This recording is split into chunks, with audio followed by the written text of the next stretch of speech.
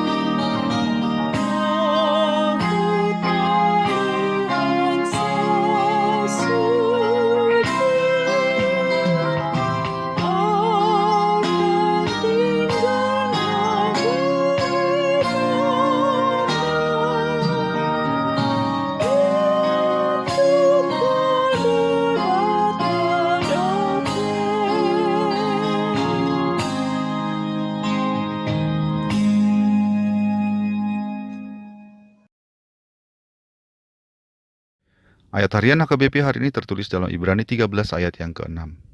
Sebab itu dengan yakin kita dapat berkata, Tuhan adalah penolongku, aku tidak akan takut. Apakah yang dapat dilakukan manusia terhadap aku? Seorang anak diberi peringatan oleh gurunya karena belum membayar iuran di sekolah. Ketika orang tuanya tahu, mereka merasa heran sebab uang untuk membayar iuran tersebut telah mereka berikan sebulan yang lalu. Setelah ditanyakan dengan baik-baik, anak itu mengakui bahwa ia memakai uang itu untuk membeli kupon game. Dia terpaksa memakai uang itu karena ia takut teman-temannya mengolok-olok dia, karena gamenya sederhana saja, karena tidak punya kupon untuk membeli fitur yang lebih canggih dalam game tersebut. Sahabat Carpe Diem yang dikasihi Tuhan, sejak semulanya menjaga kekudusan hidup adalah suatu hal yang sangat penting untuk dilakukan oleh setiap orang percaya. Dan hal itu bukanlah suatu yang mudah. Seperti yang dialami oleh jemaat yang mula-mula, banyak kesulitan yang harus dihadapi. Bukan hanya dorongan negatif dalam diri sendiri, namun juga dorongan dari pihak luar yang disertai ancaman bagi kita. Seperti misalnya kita akan dijauhi, dipecat, diolok-olok, atau bahkan dimusuhi oleh karena kita tidak sesuai dengan apa yang dilakukan kelompok tertentu. Bahkan juga ada ancaman dianiaya. Penulis kitab Ibrani mengingatkan kita bahwa Allah kita adalah Allah yang tidak pernah sekalipun meninggalkan kita. Karena itu, kita dengan yakin dapat berkata bahwa Dia adalah penolong kita.